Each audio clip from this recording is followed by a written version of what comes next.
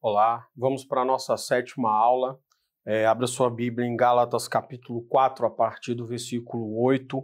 E hoje a gente continua nessa ideia de evangelho como uma quebra de paradigma cultural, né? E é uma quebra de paradigma cultural que não pode ser levada ao extremo da religiosidade, né? Hoje o apóstolo Paulo vai falar um pouco e vai tentar trazer para os Gálatas a ideia de que eles foram resgatados de um modo de viver e, adotando os princípios judaizantes, eles estavam sendo conduzidos para uma maneira de ser que iria, no final das contas, conduzi-los à mesma posição de escravidão. É importante que você tenha em mente que, como nós falamos na aula passada, né, na aula de número 6, o legalista, né, é aquela pessoa que veio o mestre, veio a época da maturidade e ele continua querendo andar como se precisasse de tutor, né?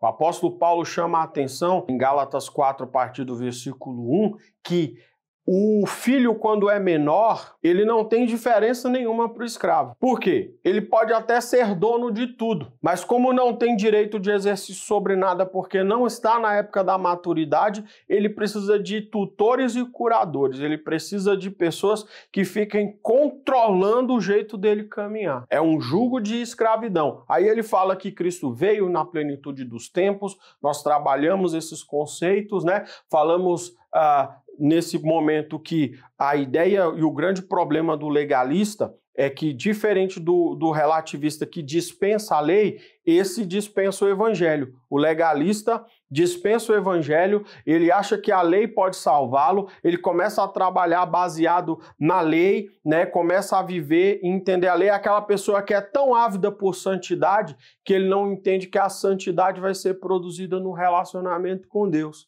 Né? Só você se lembrar do exemplo que eu te dei do Eustáquio, lá das Crônicas de Nárnia, né? Do C.S. Lewis, que virou dragão e queria deixar de ser dragão mergulhando no lago, né? Ele ia lá, entrava no lago, saía do lago, continuava dragão. Fez isso por 3 vezes e não conseguiu, até que ele tem um encontro com Aslan, né? O Aslan, que é a figura que C.S. Lewis utilizou para ensinar crianças sobre quem é Jesus, sobre a pessoa de Jesus, né? Aslan olha para ele e fala: eu tenho como fazer você deixar de ser dragão, né? E aí ele vai cravar as unhas, né, nas escamas do Eustáquio e começa a arrancar. E Eustáquio diz que aquilo até é desconfortável, aquilo dói bastante, mas no final ele fica limpinho, né? E tudo aquilo que formava aquele monstro que ele não gostava de ser, saiu. Da mesma forma, é o Senhor Jesus Cristo. O legalista se engana achando que pode deixar de ser pecador querendo cumprir a lei sozinho. Ele não vai conseguir. Ele precisa estabelecer um relacionamento com Cristo. E é a partir do relacionamento com Cristo que ele vai viver em santidade. Seja um relativista, seja um legalista, eles vão acabar no mesmo lugar, jugo de escravidão. O apóstolo Paulo vai traçar um paralelo parecido, só que aqui ele vai utilizar a cultura dos Gálatas, a cultura antiga dos Gálatas, né, em contrapartida com a cultura judaizante que eles estavam tentando viver. Por exemplo, diferente do que acontece lá com a igreja de Corinto, que é uma igreja que está caminhando para o relativismo, aqui a igreja aos Gálatas está caminhando para o legalismo, está caminhando para uma visão em que eles querem se salvar, né, querem dispensar o evangelho, acham que podem fazer tudo por si. E aí o apóstolo Paulo está falando e vai trazer um paralelo. Vocês vão caminhar em escravidão. Antes vocês já estavam em escravidão. O versículo de número 8, ele diz assim, ó: no passado, quando não conhecieis a Deus, costumáveis servir aos que por natureza não são deuses. Ele está falando, provavelmente, do aspecto idólatra da cultura dos Gálatas. Eu falei para vocês na primeira aula que os Gálatas, eles tinham esse nome, recebiam esse nome, porque naquela região ali habitava um povo que era descendente do povo celta. Eles eram chamados também de gauleses pelos romanos, né? Foram conquistados ali por causa das jornadas de Júlio César, né? Não sei se você leu, talvez não seja do seu tempo, Asterix e Obelix, né? Fala muito sobre esse período em que os romanos estavam tentando conquistar os gauleses, né? Então, assim, a Gália, né? Os romanos chamavam de Gália, né? Aquela região no passado, e depois passou a se chamar Galácia, e eles passaram a chamar o povo celta de Gálatas ou de gauleses. Esse povo, eles tinham uma cultura muito espiritualizada e religiosa. Só que, como só existe um Deus, né, que é o Deus de Abraão, de Isaac e de Jacó, eles estavam incorrendo e vivendo uma vida de idolatria. E a idolatria também nos leva à escravidão. Tinha levado eles a viver uma vida de escravidão. Eu quero que você entenda que, a despeito de muitas pessoas nos dias de hoje tentarem fazer comparativos e nexos entre os relatos bíblicos acerca de religião e os relatos de outras religiões, de civilizações antigas como os hebreus, e dizer, olha, os cristãos copiaram isso de tal cultura. Ah, olha só, o povo hebreu copiou isso de uma outra cultura. Inclusive tem uma série de TV chamada Vikings, em que o autor da série tenta o tempo todo fazer esses paralelos, né? Ele mostra o povo viking se sacrificando aos deuses, né? Eles matavam os seus compatriotas, que eram voluntários, né, para morrerem, né, derramavam muito sangue, e ele vai trazendo um paralelo nisso com o cristianismo, um paralelo que não existe. Por quê? Porque se você precisava agradar qualquer deus pagão, você teria que morrer. No cristianismo, inaugura-se um tipo de Deus diferente, né? É um Deus que morre. Você é o pecador, você que deveria morrer, mas quem morre no seu lugar é Deus. Isso é uma quebra de paradigma entre as religiões do mundo e o cristianismo, né? O Deus da Bíblia é um Deus diferente. Ele não é um Deus como acontecia em outros relatos religiosos das civilizações antigas. Paulo está dizendo, vocês quando eram idólatras, viviam numa cultura de idolatria, percebam, vocês viviam em escravidão. Só que aí veio Cristo, né, para libertar vocês desse jugo, e vocês estão agora indo para um outro caminho que vai levar vocês para o mesmo lugar. Ele continua no versículo 9 dizendo assim, agora, porém, que já conhecem a Deus, ou melhor, sendo conhecidos por Ele, né? Lembra lá daquilo que a gente trabalhou lá sobre o Sermão da Montanha, né? Cristo olha para os anomistas, né, para os relativistas e diz, apartai-vos de mim porque eu não os conheço. Aqui o apóstolo Paulo está dizendo, ó, vocês são conhecidos por Deus, porque para entrar na grande festa do reino de Deus, não basta apenas que você conheça o dono da festa, ele também tem que te conhecer, né? Eu não posso chegar lá no Palácio da Alvorada e dizer, eu quero entrar aqui e quero falar com o presidente da República. Eu o conheço, vejo ele na TV direto, sei o nome completo dele. Se o presidente da República não me conhecer, eu não entro. Mas quando Cristo morre na cruz do Calvário e paga pelas nossas culpas, pelos nossos pecados, o apóstolo Paulo está falando, vocês o conheceram, mas também são conhecidos por ele. E ele continua, como podeis agora voltar para esses princípios elementares, fracos e pobres, aos quais de novo quereis servir? Guardais dias, meses, tempos e anos, né? Coisas da lei mosaica. Temo que eu talvez tenha trabalhado inutilmente para convosco. Ele está falando, foi rompido um jugo de escravidão, foi rompido um jugo de servidão. Vocês conheceram o Deus verdadeiro conhece vocês, e agora vocês estão de novo se colocando debaixo de rudimentos fracos. Posso comer isso, não posso comer aquilo. Esse dia é para o Senhor, esse dia não é. Eu acho muito interessante isso porque Paulo, quando vai combater os gnósticos lá em Colossenses, ele vai usar um paralelo que, infelizmente, a gente passou muito tempo na igreja sem entender. E que só foi dissolvido com os teólogos que vieram depois da Idade Média. E ele está baseado exatamente nisso.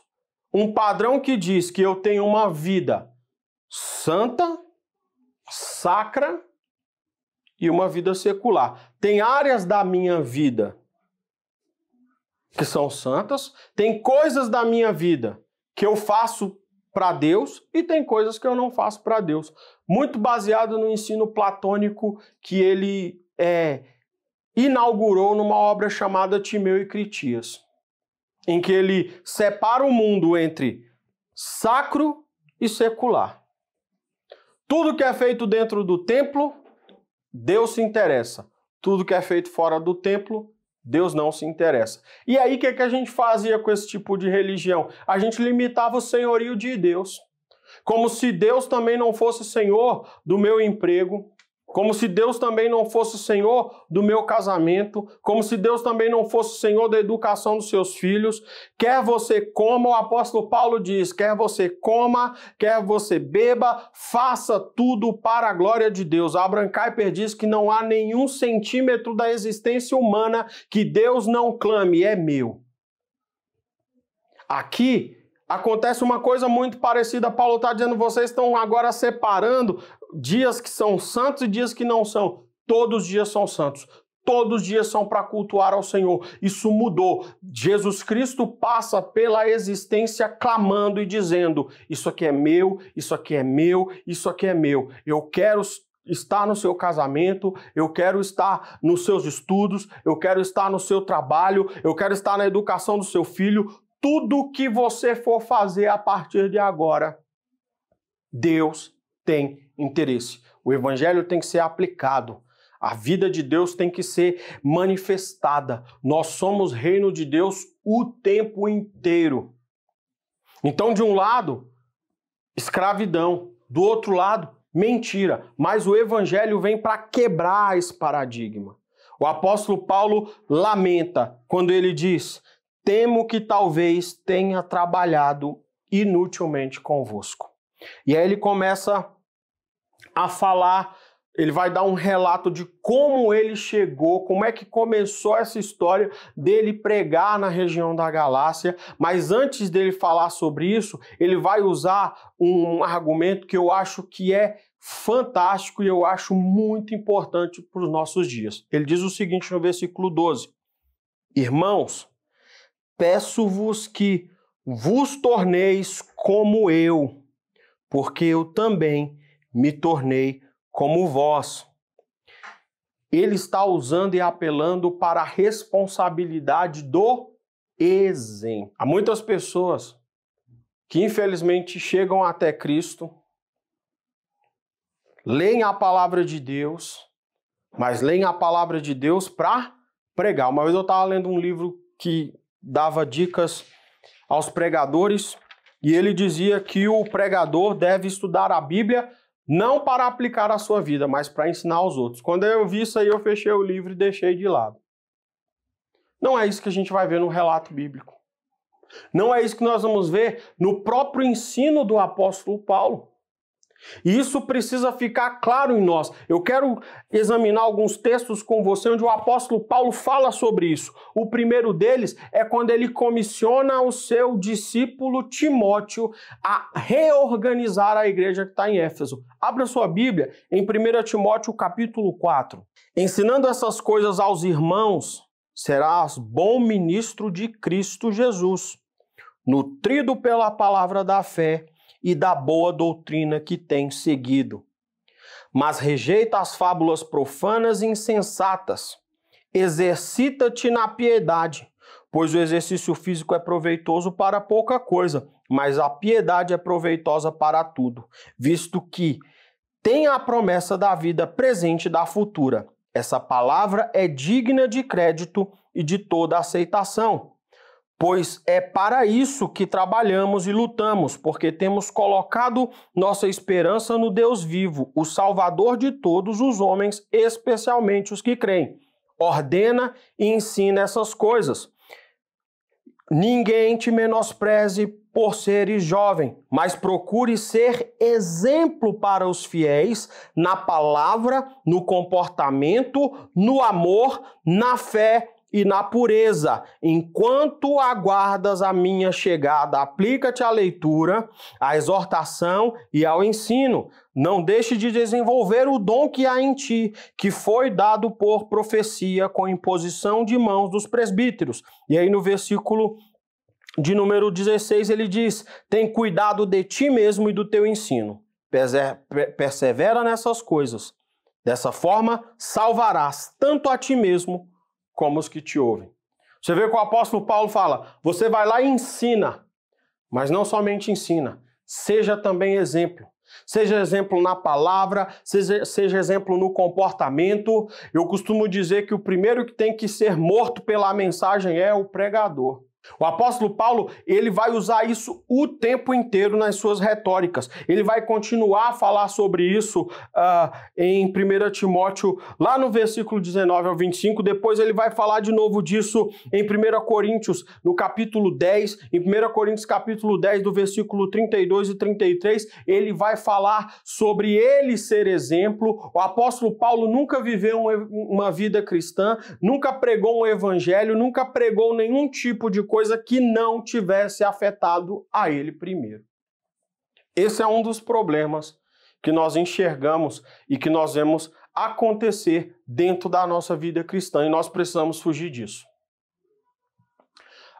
Soren Kierkegaard escreve um texto sobre exegese, sobre hermenêutica, e nesse texto ele chama a atenção para uma coisa muito interessante.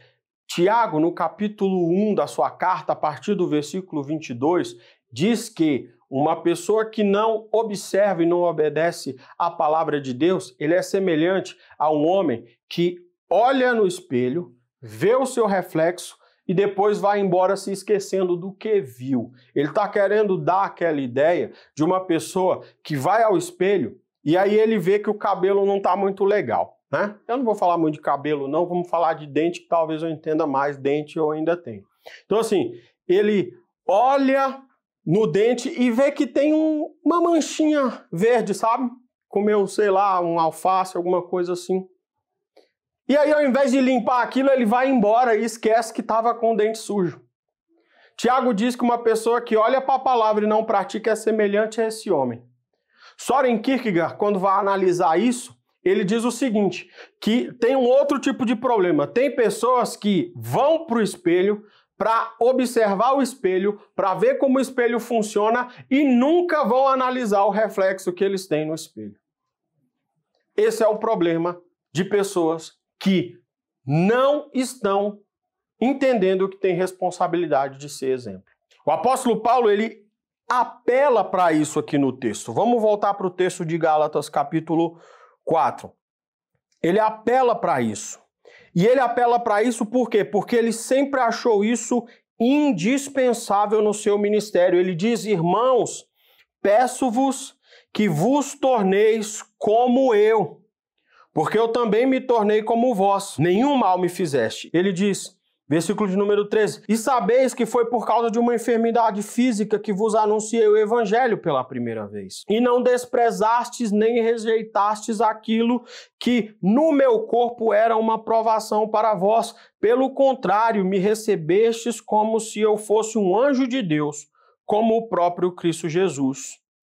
Onde está aquela vossa alegria? Porque eu mesmo sou testemunha de que, se fosse possível, teríeis arrancado os próprios olhos para dá-lo a mim. Será que me tornei vosso inimigo por vos falar a verdade? Por que o apóstolo Paulo está falando disso? Porque quando nós temos um pastor zeloso e dedicado, é complicado para ele separar, né, a desobediência do povo à palavra de Deus e não tomar isso como ofensa para ele mesmo. Ele fica tão chateado que é como se tivesse mudado o comportamento com ele, como se tivesse rejeitado. E aí nós precisamos entender mais uma coisa. Aqui também tem implícito que houve resistência da parte da igreja quando Paulo foi exortá-los. Por que eu digo isso?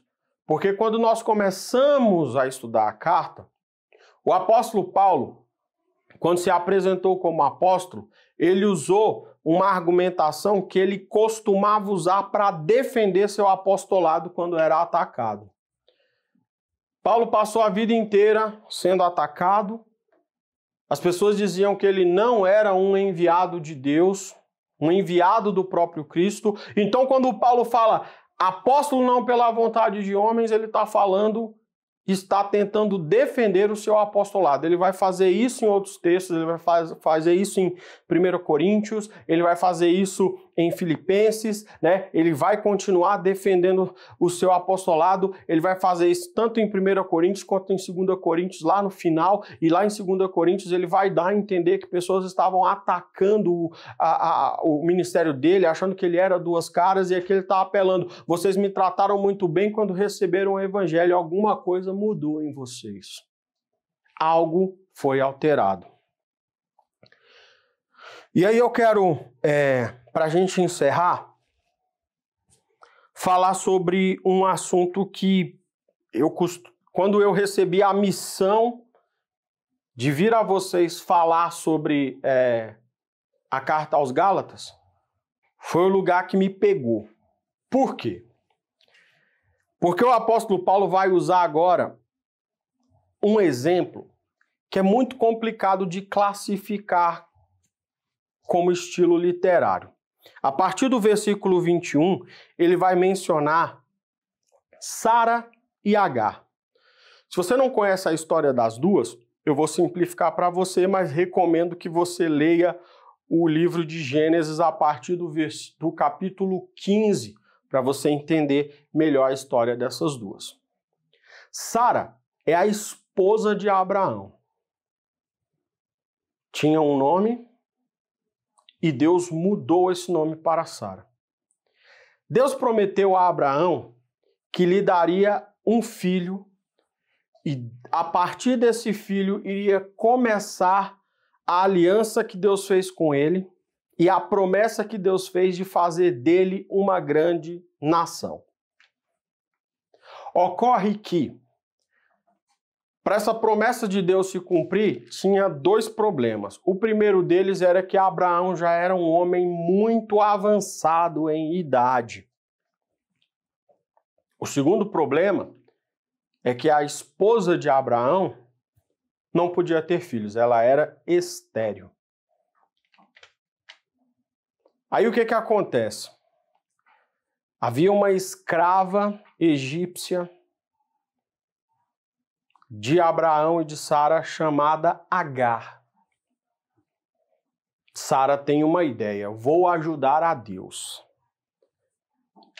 Ela chama Abraão, conversa com ele e diz o seguinte: você está ficando cada vez mais velho. Enquanto você ainda tem vigor, tome a minha escrava e tenha filho com ela, para que a promessa de Deus seja cumprida.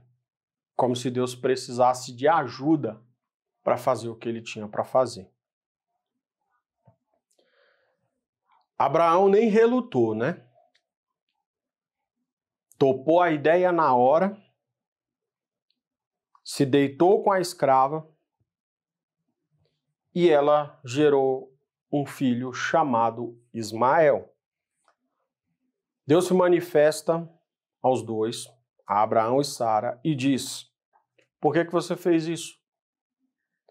A promessa que eu tenho não é só para Abraão. Amém?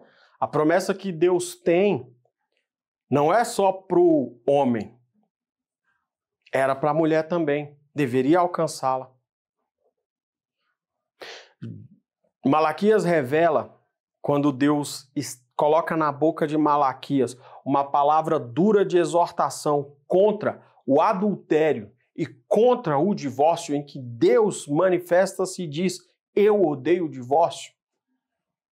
Ele diz que abençoa a geração e a descendência de um casal, não por causa da prosperidade financeira, não por causa dos genes naturais, mas por causa da fidelidade que um tem com o outro. É isso que Deus vai utilizar para abençoar uma família. E qual é o exemplo que ele dá? O propósito que ele tinha com Abraão e Sara. Deus se manifesta para eles e diz: o propósito, a promessa, não é para Abraão apenas. Um filho de vocês dois. E aí então, Sara concebe Isaac. E aí temos então, Isaac gera um povo, Ismael gera outro. A Bíblia fala que Sara começa a ficar enfurecida com Agar. Ela ainda não havia engravidado. Olha para Agar agora com um menino no colo, filho de Abraão, e ela começa a ficar muito brava, de modo que Abraão recomenda que Agar vá embora. Eles expulsam Agar de lá. A Bíblia diz que Agar caminha pelo deserto, e quando caminha pelo deserto, Ismael, o menininho, começa a chorar desesperadamente porque tem fome. Ela coloca o menininho num lugar e se afasta porque não aguenta mais ouvi-lo chorar. Aquilo consome aquela mãe, ela não tem o que fazer. E naquele momento, Deus se revela para fazer uma promessa muito importante. A de que ele não se esqueceu de Agar e do seu filho e também faria uma grande nação de Ismael. É isso que você precisa saber, por enquanto, para que a gente venha para esse texto e você entenda um pouco da problemática exegética que a gente tem aqui. O que acontece? O povo hebreu é descendente direto de Isaac. Por isso que eles sempre dizem: sirvo ao Deus de Abraão, de Isaac e de Jacó.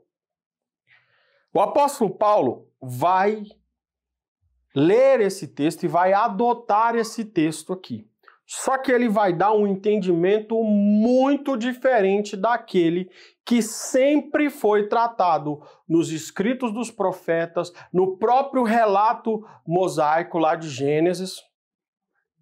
Por quê? Olha só, vamos ler juntos e aí, quando eu terminar de ler, a gente vai trabalhando isso direitinho. Ele diz assim, versículo 21.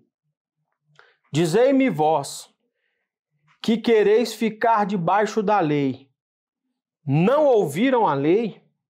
Porque está escrito que Abraão teve 2 filhos, um da escrava e outro da livre.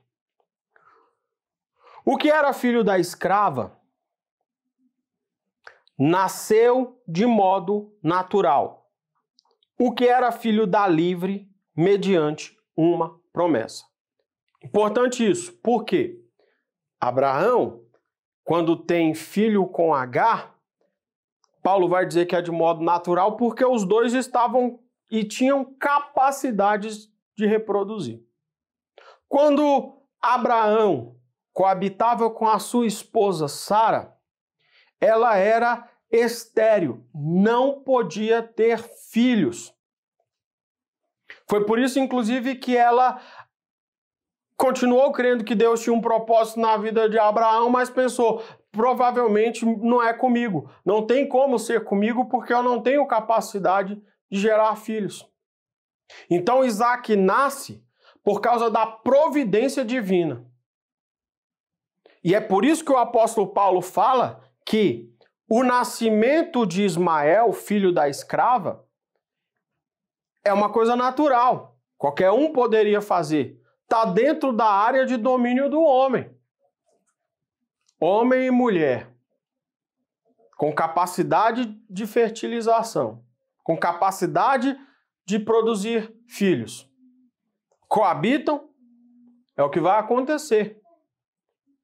Mas quando Deus promete e coloca na história uma mulher estéril, ou seja, sem capacidade de produzir filhos, e nasce um filho, nós vemos providência divina. E Isaac nasce por causa da fé, mediante uma promessa de Deus. Até aí, sem problema nenhum. É desse jeito que você vai encontrar em todos os relatos da Bíblia Sagrada. Mas aí Paulo continua, versículo 24. Pois bem, isso é uma alegoria. Essas mulheres simbolizam duas alianças. Isso aqui nunca foi dito. Desse jeito nunca tinha sido dito. Por que eu estou falando isso? Porque quando a gente vai estudar um texto, é preciso entender que o texto tem estilos. A Bíblia é um livro complicado, às vezes, de estudar, porque a Bíblia tem um monte de estilos de texto. O estilo poético serve para Salmos, serve para as Lamentações, mas não serve para os profetas. É engraçado, porque as Lamentações de Jeremias pedem um tipo de abordagem, mas o livro do profeta Jeremias pede outro completamente diferente. A parábola, ela tem um tipo de abordagem, engraçado, que é diferente da alegoria, que é o que Paulo está dizendo que está fazendo aqui. Craig Blomberg fala que a parábola é um dos textos mais desafiadores que tem para um pregador. Ele costuma dizer que é o primeiro texto que pregadores inexperientes escolhem e é o último que um pastor experiente vai querer mexer. Porque é muito complicado, né? Como diz Vitor Fontana, na parábola, Jesus faz igual o Ronaldinho Gaúcho quando vai dar um passe. Ele olha para um lado e toca do outro. Então, quando Jesus está falando de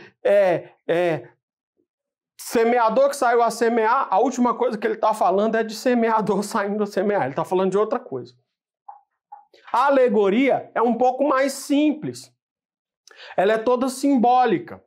O problema é que quando Paulo está usando isso aqui, falando de uma alegoria, ele está querendo dizer o seguinte, eu vou ler com você e olha como ele vai mudar a situação. Entenda que os filhos da promessa vem de Isaac, o povo judeu, o povo hebreu, o povo da lei. E olha como é que ele vai abordar isso aqui no versículo 24. Ele diz assim, pois bem, isso é uma alegoria. Essas mulheres simbolizam duas alianças. Uma é a aliança do Monte Sinai, que dá à luz filhos para a escravidão. Esta é Agar.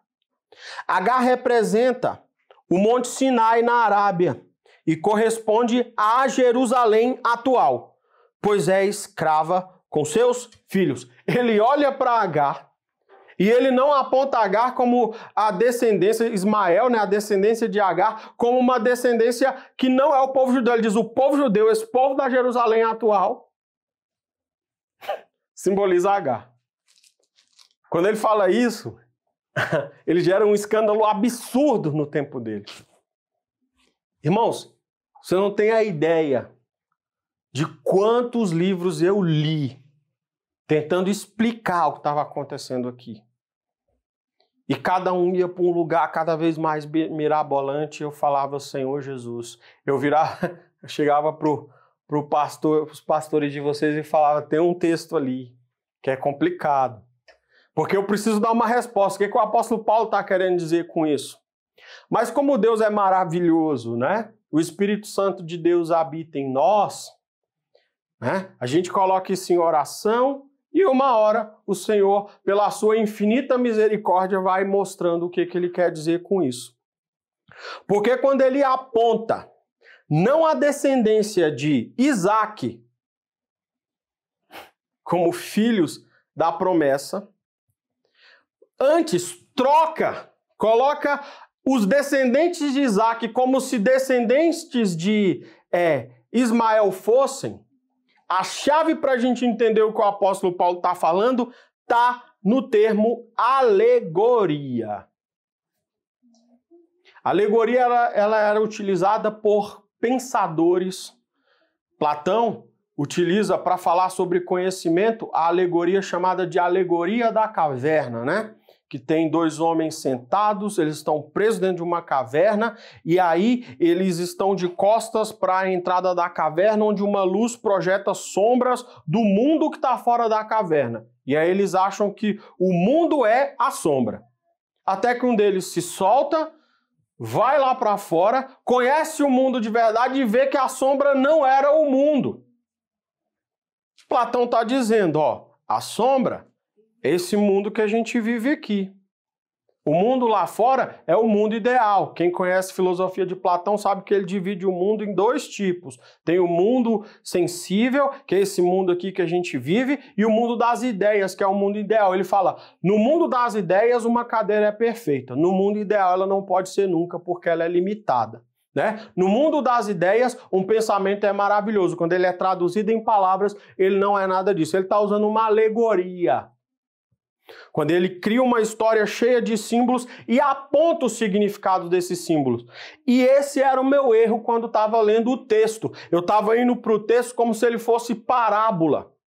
O apóstolo Paulo está dizendo aqui o seguinte: existe uma Jerusalém que está focada na lei. Ela age como escrava. A Jerusalém atual. Ele está falando, essa Jerusalém aqui, ela é fruto de coisas naturais. Ela acha e está chamando para si a responsabilidade de autojustiça. A promessa é minha porque eu faço isso, porque eu faço isso, porque eu faço aquilo. Porque eu carrego um símbolo na carne, porque eu guardo alguns dias da semana. Eu sou bom, eu sou o cara. É mais ou menos como aquele fariseu lá no templo, graças a Deus, porque eu não sou igual aos outros homens da face da terra. É uma simbologia. E aí ele continua dizendo assim, versículo 25. Agar representa o Monte Sinai na Arábia e corresponde a Jerusalém atual, pois é escrava com seus filhos. Mas a Jerusalém do alto é livre, e esta é a nossa mãe. E aí ele está querendo dizer o seguinte, não é que Israel representa a Jerusalém atual, filha da escrava. Ele está dizendo, na verdade, o contrário. Todo aquele que vive pela promessa de Deus, assim como a promessa foi dada a Isaac, ele só usa isso como simbologia. Judeus ou gregos, todos eles pertencem a uma outra Jerusalém. Que Jerusalém é essa?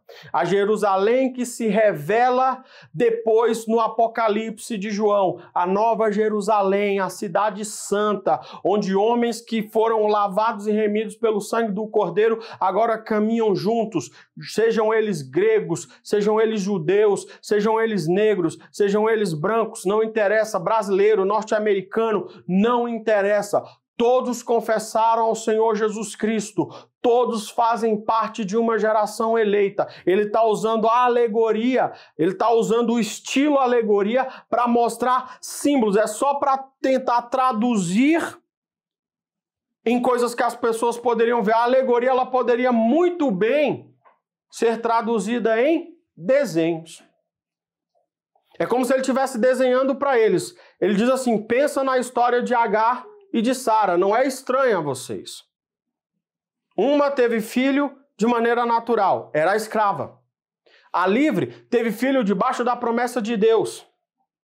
Nós fazemos parte da geração da livre. Não interessa se você cumpre ou não requisitos da lei, porque o propósito era que fôssemos feitos povo de Deus pela promessa e não pela prática das obras da lei. É só isso que o apóstolo Paulo está querendo dizer. E aí ele continua no texto, dizendo o seguinte, versículo de número 26, ele diz assim, ó, mas a Jerusalém lá de cima é livre, a qual é nossa mãe, porque está escrito, alegra-te, ó estéril, que não dás à luz, exulta e clama tu que não estás de parto, porque são mais numerosos os filhos da abandonada que os da que tem marido. Ele está falando, você, né, que a princípio foi colocado de fora, né, que não fazia parte do primeiro povo com quem Deus firmou a aliança, né? Você que era gentil, você que não podia entrar no templo para adorar o único Deus vivo. O Senhor se atentou para você. Ele está citando um texto de Isaías 53:1. Ele está falando, e agora Deus vai mudar as coisas. Aquele que tinha sido enxotado, né? Aquela que havia sido abandonada, a estéril, a de onde ninguém apostaria que sairia alguma coisa, ele vai fazer gerar numerosos filhos. Eu não sei que tipo de vida você viveu até se encontrar com o Senhor Jesus. Eu não sei que tipo de pessoa você era, eu não sei que diagnóstico o mundo dava de você, mas o que a Bíblia diz é que independentemente de as pessoas apostarem em você ou não, Deus mudou a sua realidade e da estéril, da abandonada, sairá muitos filhos. Essa é a promessa. Essa é a aliança. O apóstolo Paulo está ensinando sobre como o Senhor é maravilhoso. Ele está fazendo assim como Jesus Cristo já ensinou sobre o escriba instruído sobre o reino de Deus. Ele tira do bom tesouro, né? Ele tira bom tesouro das coisas velhas e das coisas novas, né? Do Antigo e do Novo Testamento ele está entesourando o povo de Deus, está dizendo coisas maravilhosas sobre o povo de Deus. Ele diz, atente-se. Porque aqueles que não eram nada, assim como o Senhor fez lá com Abraão e Sara, aqueles que não tinham condições por si de gerar nada, vão gerar coisas grandiosas pela graça do Senhor Jesus. E ele termina dizendo, vós, porém, irmãos, sois filhos da promessa, como Isaque. Como, porém, outrora, o que nascera segundo a carne, perseguia o que nasceu segundo o Espírito. Assim também agora. Contudo, que diz a Escritura? Lança fora a escrava e seu filho, porque de modo algum o filho da escrava será herdeiro com o filho da livre. E assim, irmãos, somos filhos não da escrava, e sim da livre. Ele está falando aqui de um contexto de perseguição. Ismael vai gerar o povo muçulmano e o povo muçulmano vai travar até os dias de hoje. Quem já leu qualquer tipo de escrito, principalmente os escritos de Maomé, vai ver como ele se refere ao povo de Israel. Eles dizem que, como Ismael era o primogênito, Ismael é que é o filho da aliança, não é Isaque. Tem uma briga muito grande, já se manifestava nesses períodos, e ele está falando da mesma forma. O que está acontecendo dos fariseus estarem jogando pessoas na prisão, não tem nada de novo. Assim como acontece lá, está acontecendo agora. Os filhos da promessa continuarão sendo perseguidos, mas são filhos da promessa. Não se engane, não troque de aliança, continue com essa aliança, porque é nessa aliança da fé pelo Evangelho que Cristo vai estabelecer paz no mundo, vai mudar a sua vida, vai implantar o reino de Deus a partir da fé em Cristo Jesus. Não fique se baseando em paradigmas religiosos que deveriam ter caído, porque nós somos filhos da promessa. De modo nenhum. Os que são originados da escravidão vão herdar alguma coisa junto com os filhos da promessa. Com isso eu encerro e agradeço em nome de Jesus. Amém?